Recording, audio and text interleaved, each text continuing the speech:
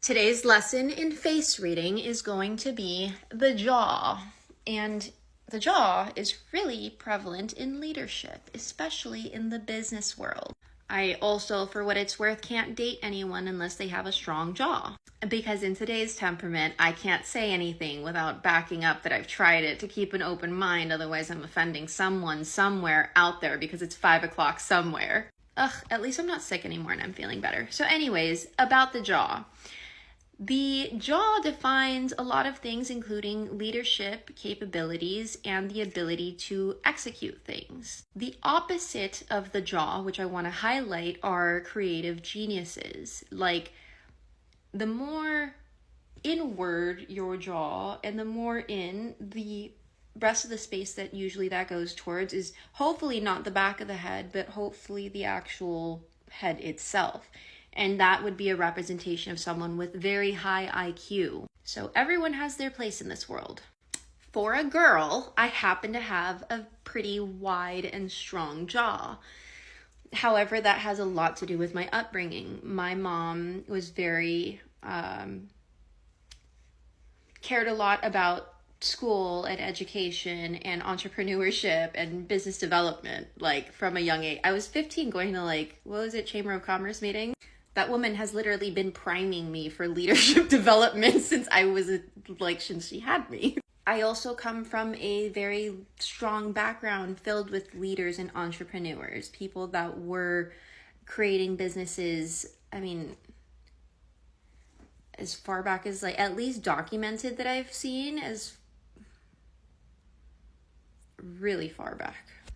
And yes, while correlation doesn't necessarily mean causation regarding the DNA and offspring, there is probabilistic reasoning that because of both sides having such strong dominance towards leadership skills and business development, that I kind of have an inkling towards it. Anyways, the stronger the jaw, the bigger and stronger the jaw, the more towards leadership development that the person has. The wider, so this means let's say mine was sticking out more out here. Okay, so this thing right here is something I've been developing. It went away for me, and it's the get it done energy. The more that your chin protrudes out, the more of an ability to get things done that you have. Meaning, when mine, like I said, I lost it for a while. I had turned into more of a thinker than a doer, and my chin had become really square without anything protruding outwards. So I was really good at thinking of ideas, but not necessarily the best at executing ideas. Through developing this as an exercise, as a muscle, my face has literally changed where this has protruded out more. I also do fascial massages, so that moves the fascia back into place. But even without this, I've witnessed other people's faces change and protrude and expand and move back and morph into something else because they have changed how they feel about themselves, how they see life, their perspective has changed. So anyways, the chin represents getting things done, and the more inverted it is, the more of a thinker that you are, less of a doer. The more outward it is, the more of a get things done kind of person you are. Like I was saying before, the wider that the chin is from this side to here, that actually accounts for awareness and logic. And I have a lot of it, which is why, plus the micro expression thing, there's a lot. It hasn't gone away. It just stays because I'm always seeing faces and seeing people's micro expressions in real time. It's not like something I can control it now, so it's not so overwhelming, but I haven't been able to fully block it out. So I still see faces and read faces when I'm not trying to. I remember I had a friend that was having me read the coworkers' faces, and it was an executive position.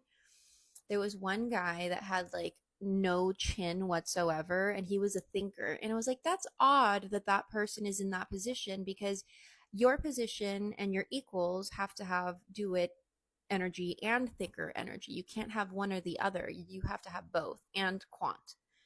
So a lot of awareness too. And I was like, that guy's a weasel. He weaseled his way into the position. And sure enough, later on, all the stuff that was coming out, it was just a little weasel, which we already knew. But the other guy had a very strong jaw. I mean, this man's jaw, he looked like he was the Terminator's brother and won the war, and just, I don't know, the jaw was like jawing, you know what I mean? But he was kind of like a meathead. Like he wasn't both. He was more meathead, get it done energy and less thinker. But he did have quant, so that counted for his awareness. But it's still like there was no competition at the end. And that's the cool thing about seeing and reading faces, is like I could bet on a winning racehorse, but I can also see what works, what doesn't work, how they could work together. Anyways, let's go back to Jaws. So again, the more that this chin protrudes out, the more of an ability that that person has to get things done. The thickness or the width of the jowls, if you will, accounts for awareness and logic. So this person would be logical and a person to win over through reasoning rather than emotion. Um, Me, I have both. So I account emotions because I know feelings are facts and facts are not feelings. So they're both the same time. There's truth to both at the same time. But I like statistics. I like reasoning. I like probabilistic reasoning. I feel very comfortable and happy over there. But I also prefer probabilistic reasoning regarding mental health and like how to make more money through mindset, because emotion and logic. See a pattern here? Oh my God. And one of my friends, he has a dimple, chin dimples. These mother flower chin dimple people.